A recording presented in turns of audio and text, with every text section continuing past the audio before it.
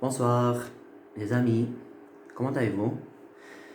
Alors aujourd'hui, on va faire une vidéo sur un cours que les étudiants trouvent difficile ou bien on va dire un peu compliqué. Et déjà, moi j'ai déjà fait une partie ou bien de ce cours dans une vidéo, ça fait longtemps, mais j'ai pas mis la suite, j'ai pas fait la suite, voilà. Donc aujourd'hui, je vais faire dans cette vidéo tout le cours, voilà, du début jusqu'à la fin, en essayant d'être le plus rapide possible et bien sûr en simplifiant les notions, les termes, etc. Ce cours, en fait, c'est celui de l'assimilation. L'assimilation, ça c'est en phonétique et phonologie. Que veut dire déjà le mot assimilation? Ça vient du verbe assimiler. Ça veut dire c'est rendre semblable, rendre similaire, rendre, on va dire, identique. D'accord? C'est ça le sens. Là, on parle notamment des sons, que ce soit des consonnes ou bien des voyelles. Il y a un son qui va assimiler un autre. Il va le rendre semblable à lui. Voilà, c'est ça le principe. Le problème, c'est que dans l'assimilation, on a plusieurs types. On a beaucoup de types. On a tout d'abord assimilation en contact et assimilation à distance. Nous avons aussi partielle et totale. Nous avons régressive, progressive et double. Et enfin, nous avons de sonorité, d'assourdissement et de nasalité. Donc, on va commencer d'abord par assimilation en contact. Alors, pour ce type d'assimilation, pourquoi on dit déjà c'est en contact? Parce que les sons sont l'un à côté de l'autre. Ça se produit entre des sons contigus. Contigus, c'est-à-dire c'est voisins, des sons voisins.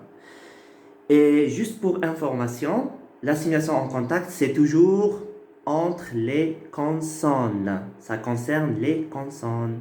Ok? Et maintenant, pour vous donner une idée sur l'assimilation, on prend l'exemple du mot obstacle. Voilà, le mot obstacle. Regardez bien.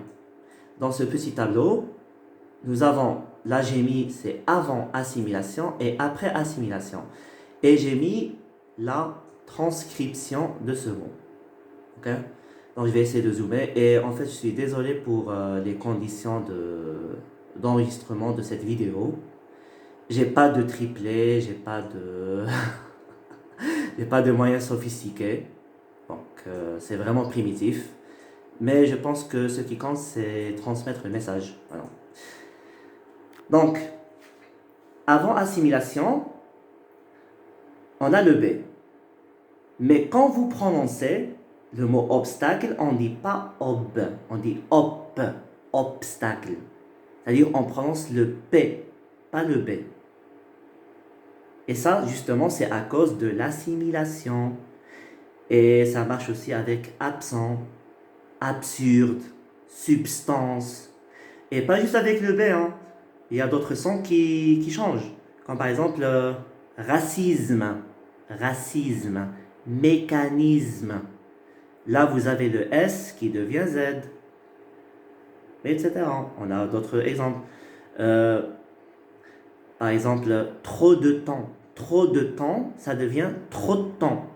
Trop de temps. Là aussi, c'est assimilation. Vous voyez?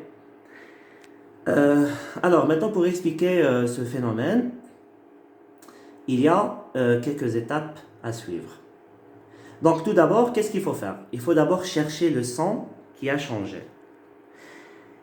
S'il s'agit d'une consonne, comme ici, c'est le B, alors dans ce cas, il faut chercher la consonne qui est juste à côté, la consonne voisine.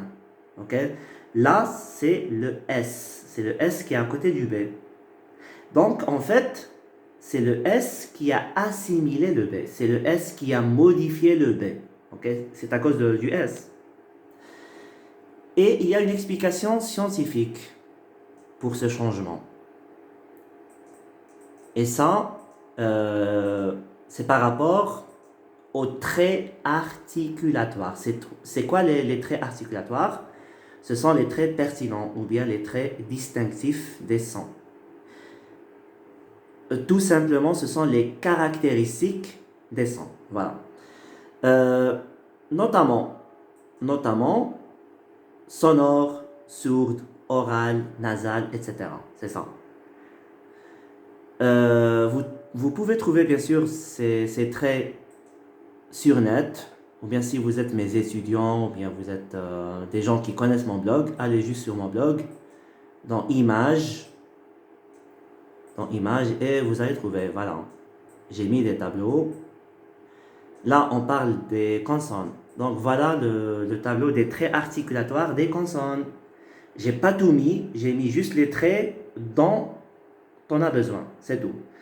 Il y a oral et nasal. Nasal, en fait, c'est facile. Pourquoi? Parce qu'il y a juste 3 consonnes nasales. N, M et GN. Ok? Gne. Le ne, le me et le gne. Voilà. Toutes les autres sont orales. Maintenant, sourde et sonore. Sourde et sonore, c'est par rapport à la vibration des cordes vocales. Si les cordes vocales vibrent, on dit c'est une consonne sonore. Et si elle ne vibre pas, on dit c'est une consonne sourde.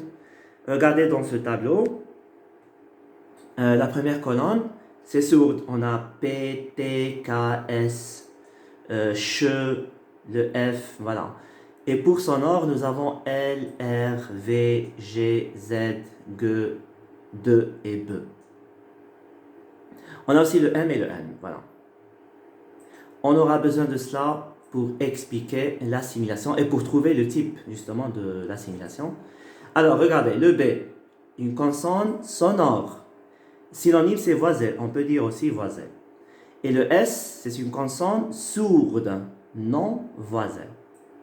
D'accord? Avant d'oublier,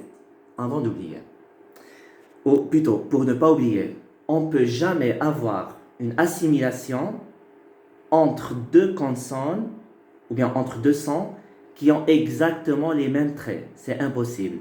C'est-à-dire, on ne peut pas avoir par exemple assimilation entre consonnes sonores et consonnes sonores. Ou bien entre consonnes sourdes et consonnes sourdes. Ça, c'est impossible. Ça doit être différent. Comme ici, sonore, sourde. Ok? Ou bien, on verra après, oral, nasal. Maintenant, qu'est-ce qu'on fait? Donc, on a trouvé les traits. Après, on va voir la direction de l'assimilation. Quel est le son qui a assimilé l'autre? Pardon, j'ai perdu le mot. Là, regardez la flèche, je l'ai faite du S vers le B. Du S vers le B.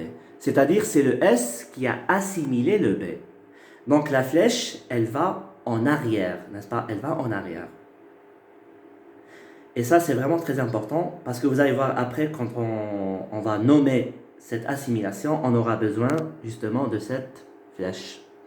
Allez, maintenant la dernière étape, c'est quoi? On a obtenu le P, obstacle. Et le P, c'est une consonne sourde, non voisée. Et donc là, on comprend c'est quoi assimiler. C'est quoi assimiler? Parce que je vous ai dit au début, assimiler, c'est rendre semblable. Là, le S, c'est une consonne sourde. Et le B, c'est une consonne sonore. Le S veut rendre le B semblable à lui. Donc, qu'est-ce qu'il va faire? Il doit le modifier. Il doit le transformer en P. Parce que le P, c'est une consonne sourde. Et voilà. Donc, le P et le S sont devenus, ou bien sont toutes les deux des consonnes sourdes. Donc, c'est ça, assimiler. Vous voyez? Maintenant, la dernière étape, c'est quoi? C'est donner le type de l'assimilation. Alors là, en fait, on a 3 choses qu'on doit dire. 3 choses. Tout d'abord, il faut dire est-ce que c'est partiel ou bien total. Alors, c'est quoi la différence entre partiel et total? On revient là. Partiel, regardez partiel, pour simplifier. Si le son change, si le son se transforme, ok, il se transforme, voilà. Et total, pardon, Pour total, nous avons deux cas. Soit le son disparaît complètement, on verra ça après dans les exemples, ou bien le son devient exactement comme l'autre son qu'il a assimilé. Ça devient exactement la même chose. Ok? Donc ça, c'est total. Alors, on revient à notre exemple qui est obstacle. Regardez, là c'est le B qui s'est transformé en P. Ça s'est transformé, n'est-ce pas? C'est pas devenu S et ça n'a pas disparu. Donc c'est une assimilation partielle. Voilà, c'est partiel.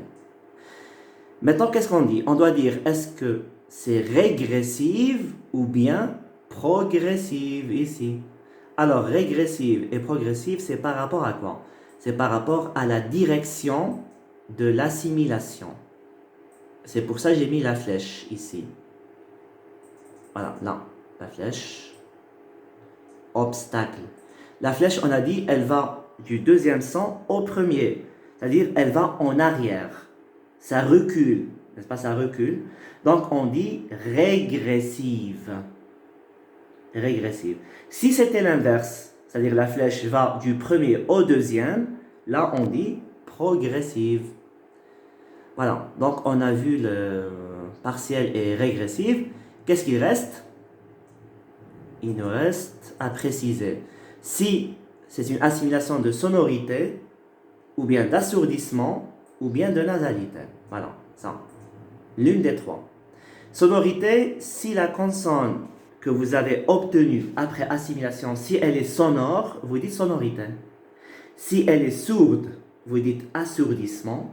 Et si elle est nasale, vous dites nasalité. Voilà. C'est très très simple. Dans obstacle, on a obtenu le P. Voilà, le P c'est une consonne sourde. Donc on dit d'assourdissement. Voilà. Assimilation partielle régressive d'assourdissement. Et en fait un synonyme de assourdissement c'est dévoisement. On peut dire aussi dévoisement. Voilà, donc j'espère que vous avez compris le premier exemple parce que là j'ai détaillé. Et dans les autres, puisque vous avez compris le principe, donc je vais être un peu rapide. On passe au deuxième exemple. Là nous avons le mot subsister. Voilà, subsister. Subsister. Le sens c'est survivre. Ok? Donc, avant assimilation, nous avons S-U-B-S-I-S-T-E. Mais après assimilation, le S qui est à côté du B devient Z. On dit subsister. Comme ça, subsister. Là, c'est le S qui a changé. Ok? À cause de quoi? À cause du B. Parce que j'ai dit, lorsque c'est une consonne, il faut toujours chercher la consonne qui est juste à côté, la consonne voisine. Et voilà, donc on fait comme tout à l'heure, les traits articulatoires. Sonore pour le B et sourde pour le S. Et après, on fait la flèche, voilà. Là, en fait, la flèche va en avant. Parce que c'est le premier son qui a assimilé le deuxième. C'est le B qui a modifié le S. C'est le B qui a transformé le S en Z. Ok? Donc, directement, sans tarder, le type de l'assimilation. On dit c'est une assimilation partielle. Pourquoi partielle? Parce que le S n'a pas disparu et il ne s'est pas transformé en B. Ok? Il s'est transformé en Z. Donc, on dit partielle. Progressive. Pourquoi progressive? Parce qu'on a dit c'est le premier son qui a assimilé le deuxième. C'est le B qui a assimilé le S. La flèche va en avant. Voilà. Et la dernière chose, de sonorité. Pourquoi sonorité? Parce que la consonne qu'on a obtenue, qui est le Z, c'est une consonne sonore. Donc on dit sonorité. Et synonyme, c'est voisement. On peut dire voisement. Voilà. Donc ça, c'était le deuxième exemple. Maintenant, on va passer à l'assimilation totale. Totale. Et là, on prend le mot, l'adverbe maintenant. Maintenant. Vous savez bien qu'on peut dire maintenant et on peut dire maintenant. Maintenant. C'est-à-dire, je peux supprimer le E, schwa. Le E, schwa qui est entre le T et le N, on peut ne pas le prononcer. Et en fait, pour avoir assimilation, on doit le supprimer. Parce que si je ne supprime pas le E, c'est-à-dire le T et le N, restent séparés. Alors que nous avons dit que pour l'assimilation des consonnes, ça doit être en contact. Ok, en contact. Donc, on doit supprimer le E, schwa. Et vous voyez ici, dans ce tableau, voilà, la transcription. Nous avons le M, après le 1, après le T, après le N, après le ON. Ok? Ça, c'est avant assimilation. Maintenant, après assimilation, qu'est-ce qui se passe? On dit maintenant. Maintenant. C'est-à-dire, on ne prononce plus le T. Le T disparaît. Le T disparaît. Ça devient maintenant. Maintenant. Et on appuie sur le N. On appuie sur le N. Comment expliquer maintenant cette assimilation?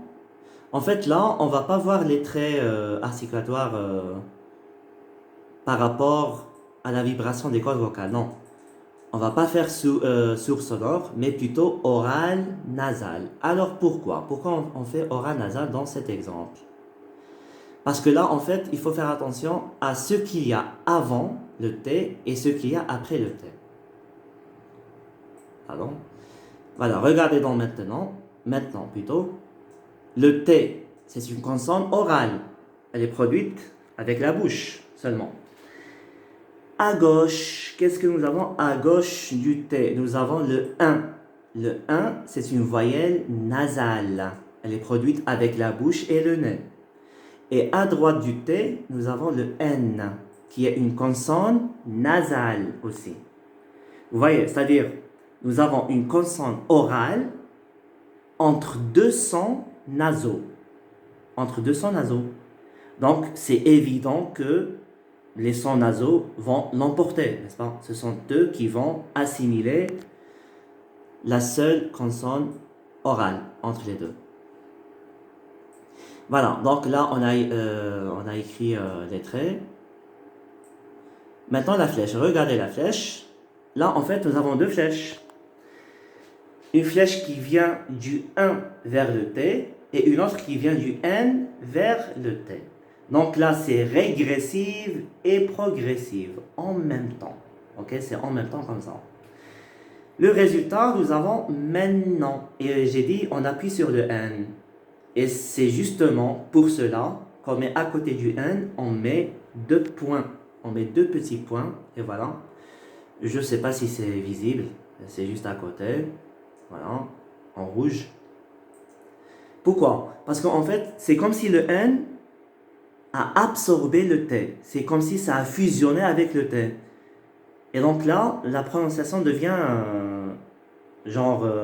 renforcée. Maintenant, comme ça, maintenant, on appuie. Vous voyez?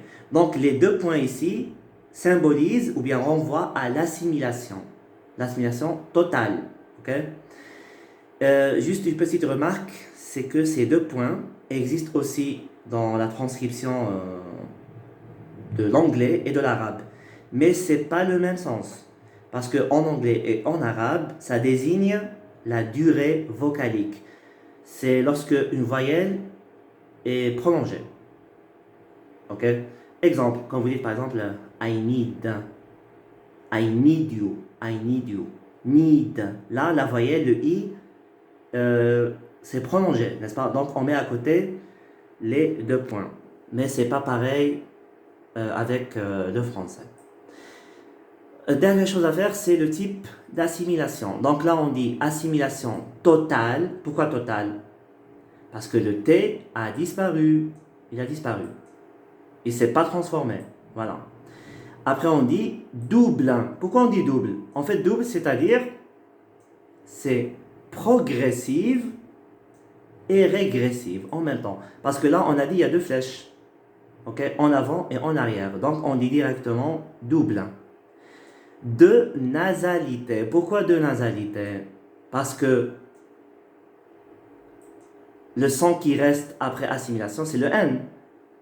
Et c'est une consonne nasale. Donc là, on dit nasalité. Voilà, donc j'espère que vous avez compris la première partie du cours, parce que là, on a vu juste l'assimilation en contact, c'est des consonnes. Maintenant, on va voir celle des voyelles, qui est en fait plus courte. L'assimilation à distance. Assimilation à distance.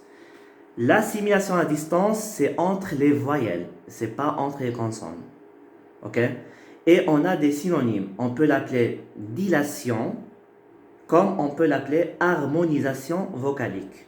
Ok? Mais souvent, le plus souvent, on dit dilation. Alors là, on va voir juste deux exemples. On commence par définition. Le mot définition, on fait la transcription. Nous avons le « et » mi-fermé, après le « i », etc. Là, je parle des voyelles. Des voyelles. Où est le son qui a changé? En fait, ici, ce qui change, c'est le premier « i ». Le premier « i » juste après le « f », ça devient « et », ça devient définition. Définition, pas définition. Bien sûr, la prononciation correcte, c'est définition. Mais on peut aussi dire, ou bien dans certaines régions, on dit définition, définition. Donc là, c'est à cause de l'assimilation. Et là, c'est une voyelle qui a changé. C'est une voyelle qui a changé. Donc là, c'est assimilation à distance. Ok? Pourquoi à distance? Parce que regardez, les voyelles ici, le « et » et le « i », et même l'autre « i », ces voyelles sont séparées par des consonnes. Par exemple, entre le « et » et le « i », nous avons le « f », vous voyez. Donc les voyelles ne sont jamais l'une à côté de l'autre quand il s'agit de l'assimilation. Jamais. Elles sont toujours séparées. Alors maintenant, comme on a vu tout à l'heure, on va faire les traits articulatoires. Mais là, on ne va pas faire sourde sonore. Pourquoi? Parce que toutes les voyelles sont sonores. Il y a toujours vibration des cordes vocales pour toutes les voyelles. Donc, on va voir autre chose, toujours sur mon blog. Les traits articulatoires des voyelles par rapport à l'aperture. C'est quoi l'aperture? L'aperture, c'est le degré de fermeture ou bien d'ouverture de la bouche lorsque vous prononcez les voyelles. Dans ce tableau, vous avez, regardez, la première ligne, c'est fermé, on dit voyelle fermée. Il y a le i, le u, le ou. Après, nous avons les voyelles mi-fermées, après mi-ouverte, et après ouverte. Ouverte, c'est le a. On a le a antérieur et le a postérieur. Donc, on aura besoin de ça seulement. Ok?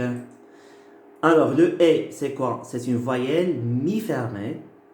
Et le « i », c'est une voyelle fermée. Donc, c'est différent. On a dit que ça doit être différent pour qu'il y ait assimilation. Ça ne peut pas être fermé, fermé, ou bien mi-fermé, mi-fermé. Ok. Deuxième étape, la flèche. Définition. C'est le « et » qui a assimilé le « i ». C'est le « et » qui a modifié le « i ». Donc, c'est le premier son qui a modifié le deuxième. Ok? Bien sûr, à distance, parce qu'entre les deux, il y a le F. Maintenant, le type de cette assimilation, on dit dilation, parce que dilation, c'est assimilation à distance. Ok? Donc, on dit dilation progressive. Progressive. Et en fait, on peut même dire que c'est une assimilation totale aussi. C'est total. Pourquoi? Là, il est vrai que le i n'a pas changé. Il n'y a pas un son qui a disparu. Ça n'a pas disparu. Mais le i, il est devenu exactement comme le et. C'est devenu un et. C'est devenu identique. Identique au premier son. Vous voyez? définition. On a le et le est. Donc là aussi, on peut dire que c'est une assimilation totale. Très bien. Le dernier exemple, c'est le mot disséminer. Disséminer qui veut dire disperser. Disséminer. Alors là, on fait la transcription. On a le i après le et après le i et après le est. Mais lorsqu'on prononce de façon générale, on dit disséminer, disséminer, disséminer. C'est-à-dire le premier et devient i. Ça devient i. Ok? Donc là aussi, c'est une assimilation à distance parce que c'est une voyelle qui a changé. Comme d'habitude, les traits articulatoires, là, bien sûr, on fait le i et le e. Donc, le i, c'est voyelle fermée et le e, c'est voyelle mi-fermée. Mais là, quand même, il faut faire attention. Pourquoi?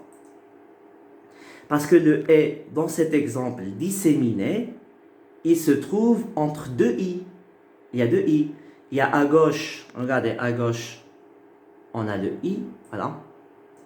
Et à droite, on a aussi le i après le m. Dans le tableau, c'est mieux clair et c'est plus clair ici. Voilà, dans le tableau, regardez.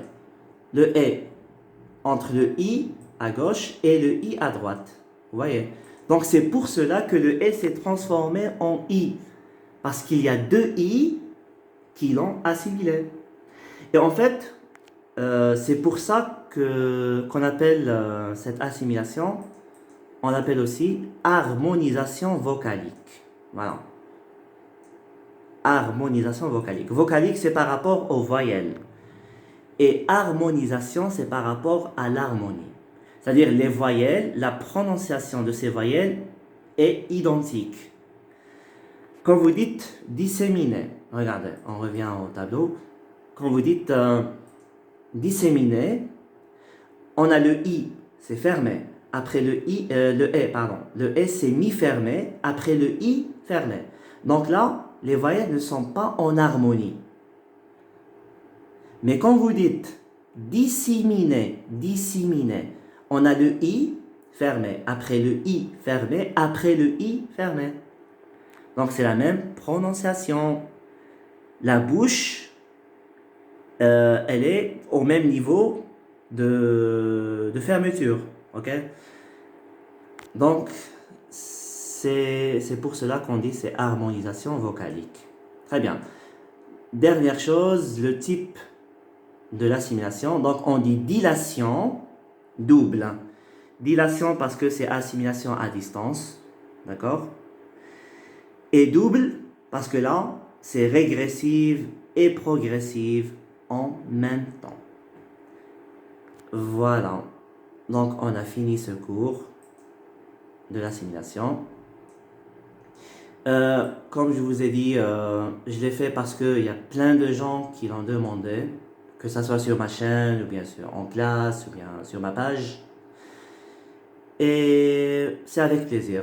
Moi, juste pour vous dire que toutes les vidéos que je mets sur ma chaîne, elles ne sont pas monétisées. C'est-à-dire je ne gagne rien du tout. Aucun sou, aucun euro, aucun dollar, aucun dinar. Rien du tout. Moi, je fais ça juste pour le plaisir et juste pour aider les gens qui s'intéressent à la phonétique. Voilà. Ou bien même à la linguistique. Et voilà. Donc, maintenant, je vous laisse. J'espère que vous avez compris. Et on se verra dans d'autres vidéos, Inch'Allah. Donc, d'ici là, portez-vous bien et à bientôt.